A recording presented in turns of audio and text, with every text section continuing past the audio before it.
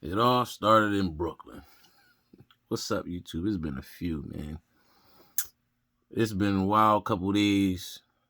I ain't been on here talking to y'all in a couple, man. I missed y'all. I don't know if y'all missed me or not, but anyway. Sixers started in Brooklyn, man. A very unfortunate situation is going on. It's been going on since last year, as we all know. COVID. We was on our high horse, man. Rolling. But what do? It's nothing much you really can do but roll with the punches. See what happens and go from there, man. You know what I'm saying? Like I said, it's unfortunate. These past couple of games have been rough as a fan to watch, especially after doing what we was doing. You know what I'm saying. But like I said, man, it is what it is. We just played the Hawks. Pretty much got trashed. 3 games straight. What do you do? But that Brooklyn game, I meant to get on here and talk about the Brooklyn game. I was highly disappointed because we pretty much had the whole starting squad except for Seth. And we played Brooklyn and didn't have neither one. Didn't have to play against Kyrie or KD. LeVert always gives us fits. Always gives us fits, man. I don't understand. We just can never keep that boy in check, man. And he's nice, don't get me wrong. I'm not taking anything from LeVert at all. He's a baller, certified baller. But that was a bad game. I didn't even get to see it. I just caught like highlights or highlights of the game and commentary on the radio, stuff like that. I didn't even get to watch the game against Brooklyn that night. But from my understanding, it was bad. Tobias ain't really do too much for us, you know what I'm saying? Ben it was a bad game. Without Seth, man, it's just without that shooting back to looking terrible pretty much. But hopefully the next few games we can get it back in check, get it back in order, get back on the right track. Hopefully, man. We had Joel tonight. He dropped 24, had 11 rebounds and 2 assists, but he didn't play in the fourth quarter. And from what I was seeing in this game against the Hawks, it was just pretty much, the past couple games, honestly. Who we played the other night? The Nuggets. Same type of thing. It was more like playground ball. Shoot the ball. If it go in, it go in. If it don't, it don't. I will say this though, Tyrese Maxey against the Nuggets, we may have a certified baller, man. I really feel like, rookie, with the starting lineup, it's been working. When we got all 5 of our starters on the court, it's been working. Shake coming off the bench as the 6th man, and then Maxey behind Shake pretty much, But I feel like Doc, once we do get the starters back, I feel like Doc is going to have to find a way to incorporate Maxey a little bit more off of that game. Tonight, Maxey dropped 15, had 6 boards and 4 assists. After that game against the Nuggets, Maxey was playing like that. That's a hell of a pick for us, man. Honestly. You can't take nothing away from that young boy for going out there and playing like that against the Nuggets. You know what I'm saying? He didn't have that type of game tonight, but tonight he dropped 15. That's solid for a rookie coming off of the bench. You know what I'm saying? He started the night, but we don't have, we only dressed 8 against the Nuggets, but only played 7. And then tonight we had 9 and only played 7, I think. Something like that tonight. I don't know. Maybe we may have played all 9, but anyway, whatever.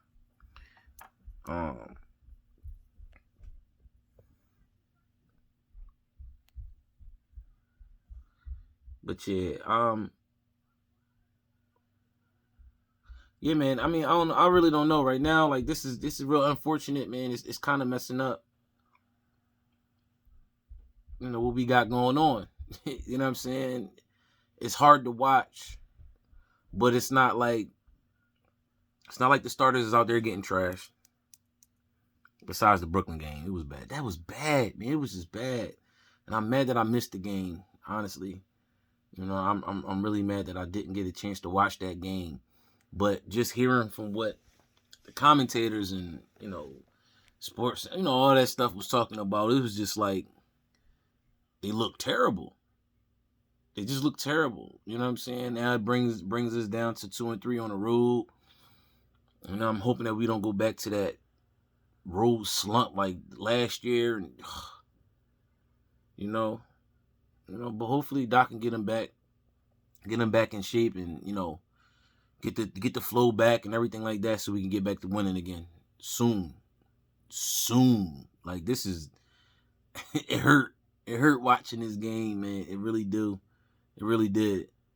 Last 3 games. Well, I watched 2, you know what I'm saying, but it hurt seeing these games being played like this. Yeah, man, I really don't have too much to say. I mean, big up to Maxey for playing like he did against the Nuggets. I see the effort from them second, third string and reserves and all that other ones. You know what I'm saying? As far as their gameplay, and it's just hard to watch right now, man. Just especially knowing we was balling, man. We had the best record in the league. You know what I'm saying? The best record in the league at the time before all this crazy stuff happened with the COVID and injuries and all that other stuff or whatever. And then, excuse my hair, man. This is getting crazy up here, up top, the mop, all the grease. Anyway, yeah, man. It's rough seeing. It's real rough. But what can you do, man? Ain't too much you can do. Ain't too much you really can go off of right now without the starters out there, and hopefully they can bounce back and get it all together. What do you do? Yeah, ain't too much really to talk about. Play Miami tomorrow, then come back on Thursday. Play Miami again on Thursday. I doubt that we get any of the other players back. Right now, we just got Joel and Danny Green as the starters. So, we'll see, man. We'll see what happens with them. We'll see. Hopefully, Tyrese Maxey, you know what I'm saying, tomorrow can have a big game tomorrow, and hopefully we can get a W out of it some way, somehow, because I think Miami hurting with, the COVID is really affecting them. I know COVID is really affecting us, Miami, the Mavs, Celtics. This COVID shit is crazy, bro. My bad, y'all. COVID shit is crazy, man. It's just getting worse. It is. It's really. It's just getting worse, But you can't really do too much about it. Excuse the noise in the background. I got my daughter here. You know what I'm saying? It's the first time I could be able to see my daughter since before Christmas. So, spending some time with my baby girl. You know what I'm saying?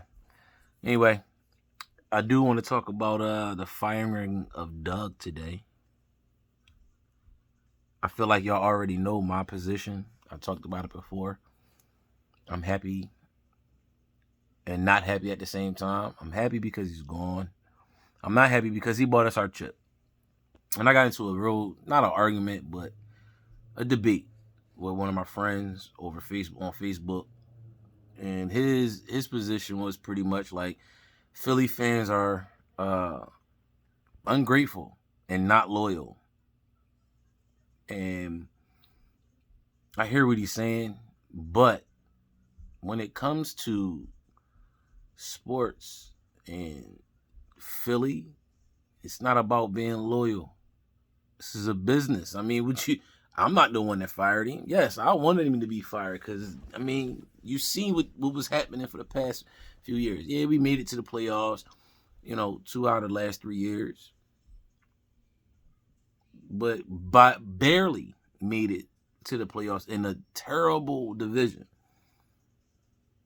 Ever since Frank Wright has left, ever since Frank Wright went to the Colts, Indianapolis, Doug has not gotten better. Doug hasn't stayed the same as he's regressed in coaching. Regardless of what you think, how you feel, you see the difference between when Frank was here and when Frank left. It's been downhill, slowly declining every year. So, what, it's not about being loyal, man. Loyal to what? And then he says, a couple of my friends were saying, well, that's not how you build a dynasty. Well, you don't build a dynasty with being loyal to one coach that keeps regressing, and staying mediocre is not the answer. So how do you you can't compare the two. Is he the only person that is at fault here? No. He's not the only person at fault. But when you look at it, you go back and look at from before Frank Wright left, you know that Frank Wright and Doug shared offensive play calling, offensive schemes, all that. They shared that responsibility together. Frank Wright left, the decline began. This year, even worse, because Doug didn't want to hire an offensive coordinator. You got Deuce sitting right there. You don't take him, use him, or, take his help, nothing. You just say, oh, F it, I'm just going to be the play caller, and that's it.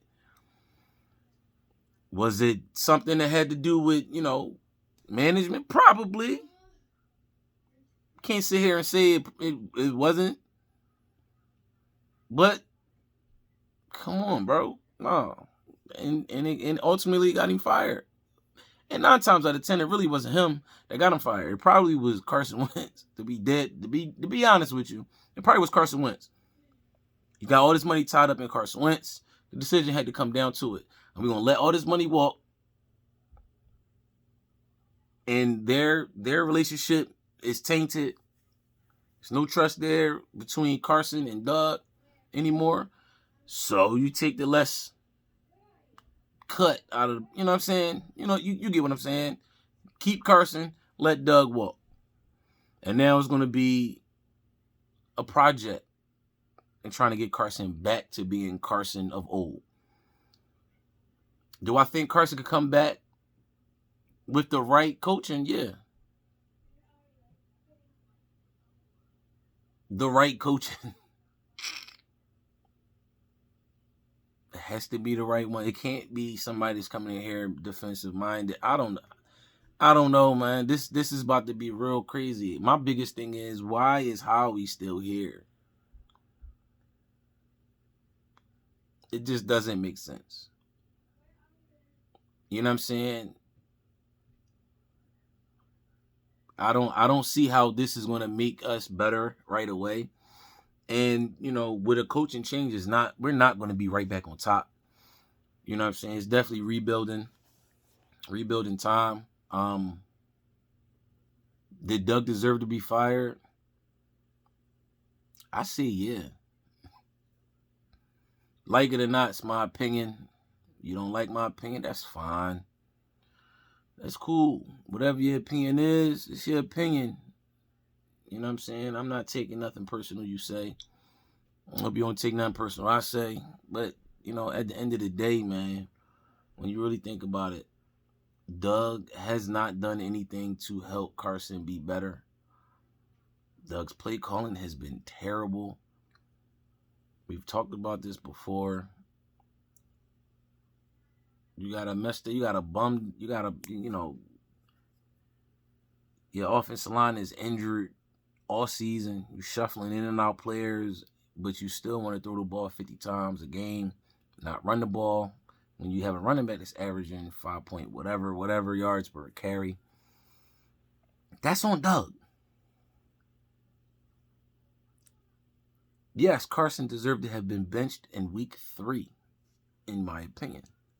Holding on to the ball too long, keying on one player, too many turnovers, too many fumbles. Yeah, he should have been benched. Now Doug's gone. Carson most likely will still be here, but Howie is still here. I don't understand it. The relationship between Larry and Howie is weird to me.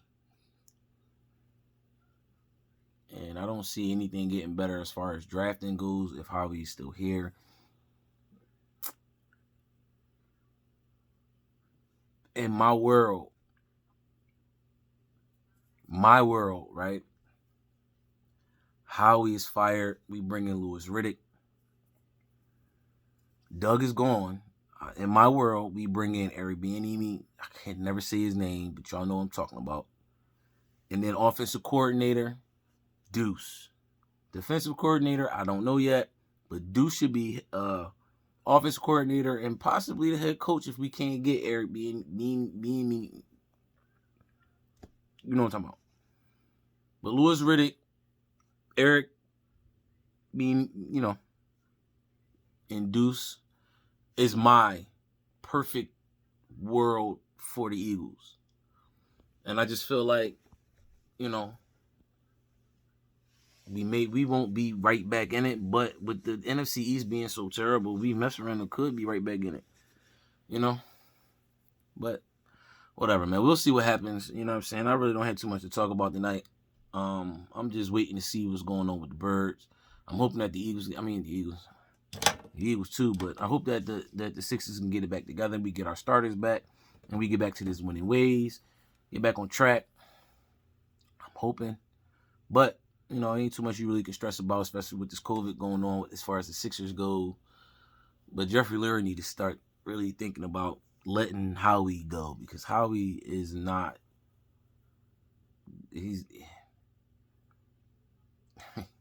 We get the number 6 pick this year, and then Howie mess around and go and grab somebody that's probably would be still there in the 3rd round.